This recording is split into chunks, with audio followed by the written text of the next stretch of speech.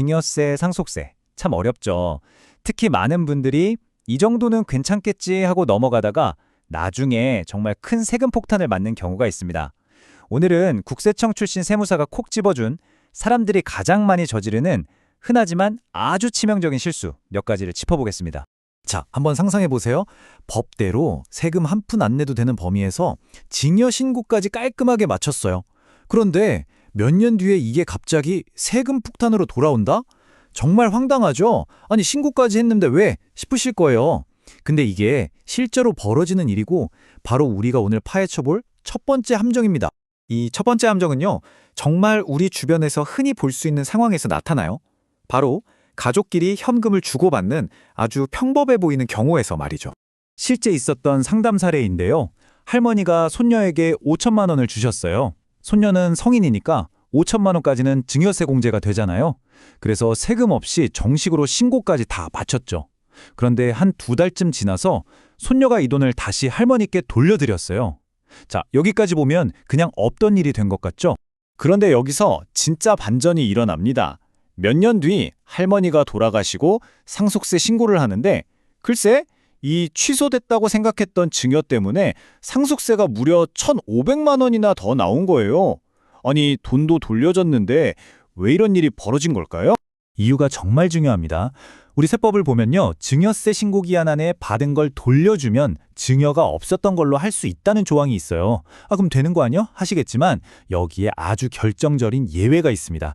바로 금전, 즉 현금은 제외라는 거죠. 왜냐하면 세법에서는 현금은 돌려받아도 그게 처음에 줬던 바로 그 돈인지 증명하기가 어렵다고 보기 때문이에요. 그러니까 핵심은 이거예요. 현금 증여를 신고하는 순간 이건 그냥 돌이킬 수 없는 완성된 거래로 도장이 쾅 찍히는 셈입니다.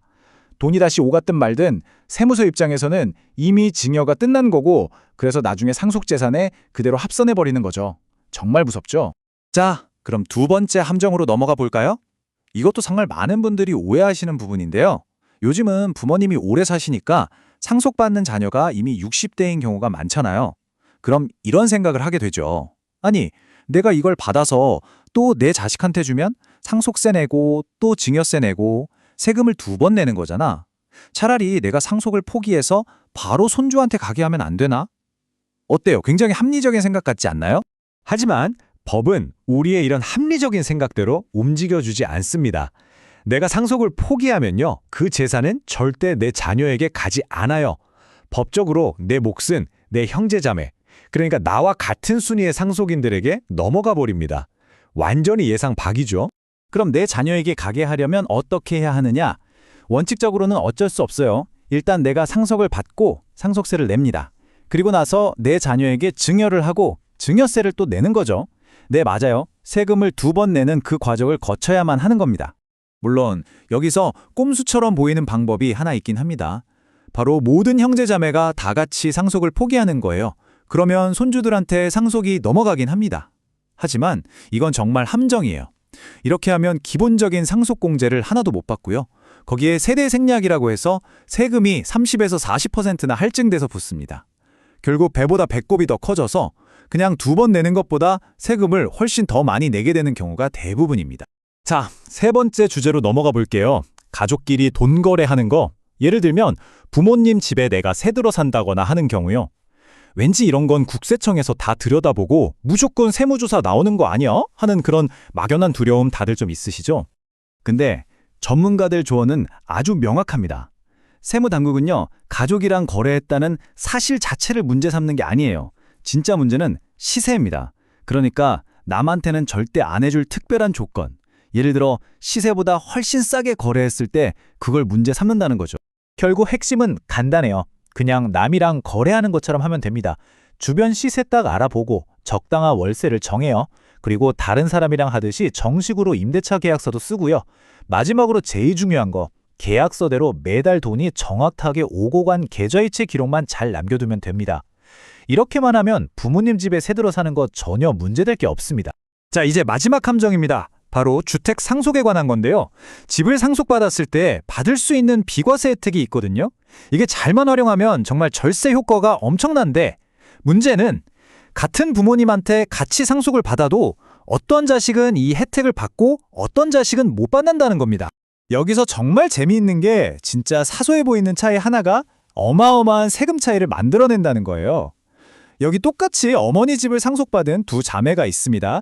그런데 딱 한 명만 아주 중요한 세금 혜택을 받을 수 있었어요. 과연 그 차이가 뭐였을까요? 정답은 바로 세대분리였습니다. 자, 내가 원래 집이 한 채 있는데 부모님 집을 상속받아서 2주택자가 됐다고 쳐요.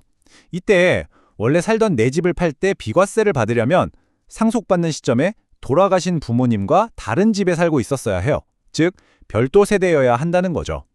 안타깝게도 이 사례에서 아픈 어머니를 모시고 함께 살았던 큰딸은 동일 세대로 묶여버려서 이 엄청난 혜택을 받을 수 없게 된 겁니다. 여기서 또 어떤 분들은 잔머리를 굴리시죠.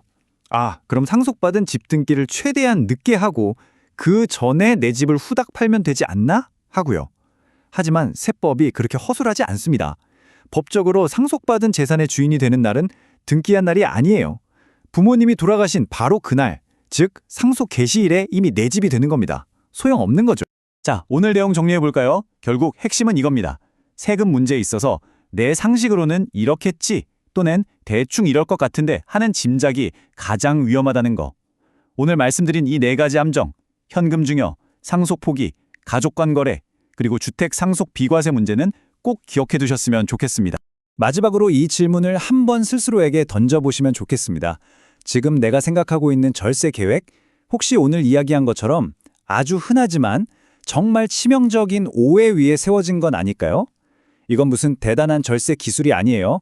정말 기본적인 규칙인데 너무나 많은 사람들이 잘못 알고 있는 것들입니다. 이 사실을 아는 것만으로도 여러분과 여러분 가족의 소중한 재산을 지키는 데 정말 큰 힘이 될 겁니다.